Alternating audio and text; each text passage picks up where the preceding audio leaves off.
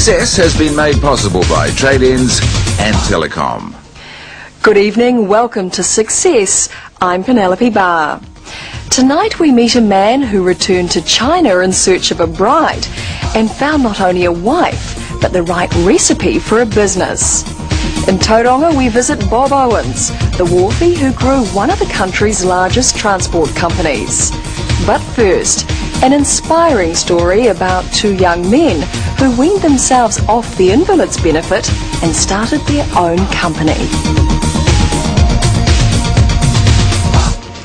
Glen McMillan was like any other 10-year-old schoolboy. He liked to play football, run with his friends and ride his bike.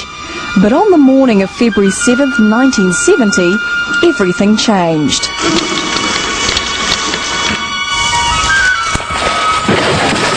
After falling off his bike in Hillsborough, Auckland, he staggered 300 metres home, hemorrhaged, collapsed and fell into a coma.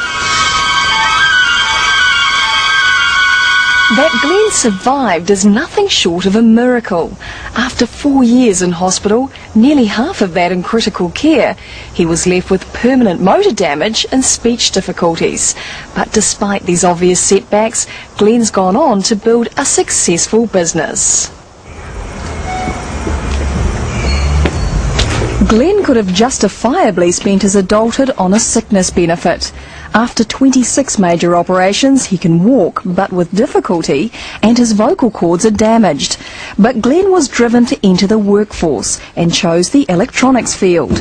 Between 1977 and 1987, he earned a number of electronic qualifications and worked for the likes of Plessy and Tisco as a repairman. After my accident, I was physically unable to do a lot of other jobs. I needed a job where I could be basically sitting most of the time. So electronics was it. I mean, there wasn't a lot of choice if you wanted to get ahead. Good morning, Total Telephone Services. Can I help you? Today, Glen runs his own telephone servicing business in New Lynn, Auckland. He and partner Wayne Chapman have been in business for 3 years and do 3,000 phone repairs annually.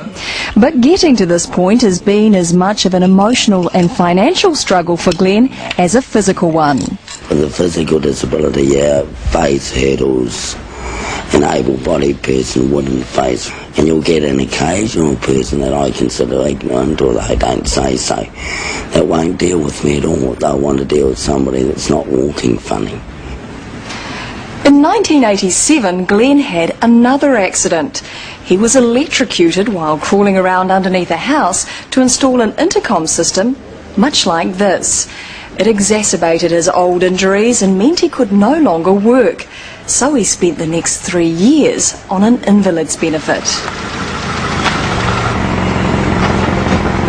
While attending an employment rehabilitation centre, he met Wayne Chapman, a paraplegic confined to a wheelchair. Wayne and Glen forged a friendship, and Glen began teaching Wayne what he knew about electronics.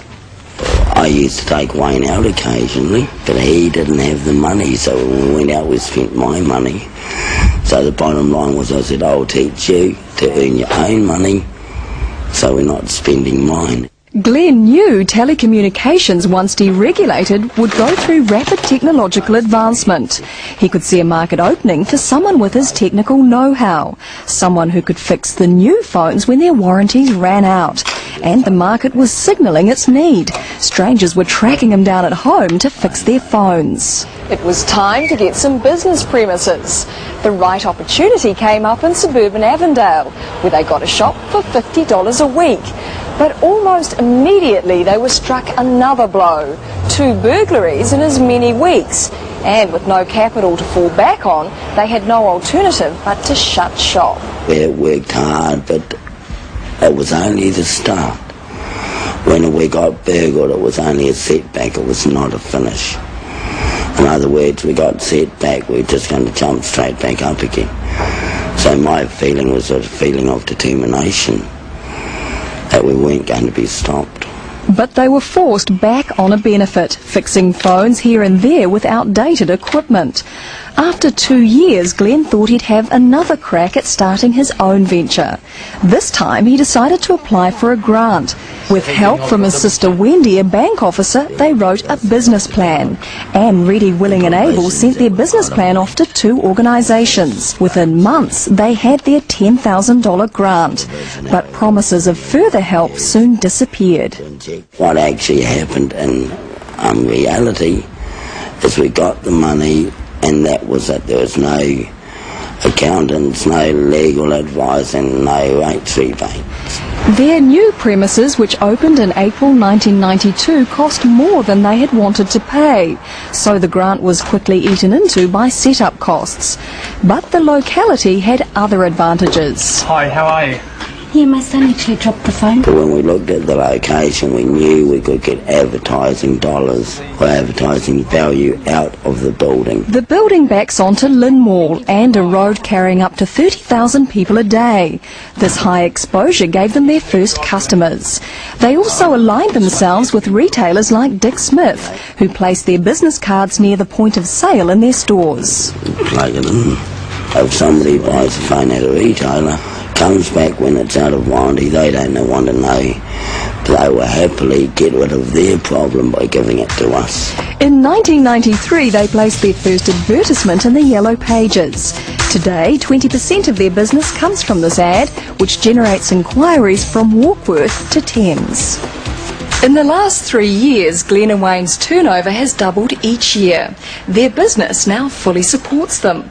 So how have this gritty pair overcome the odds and turned setbacks into success?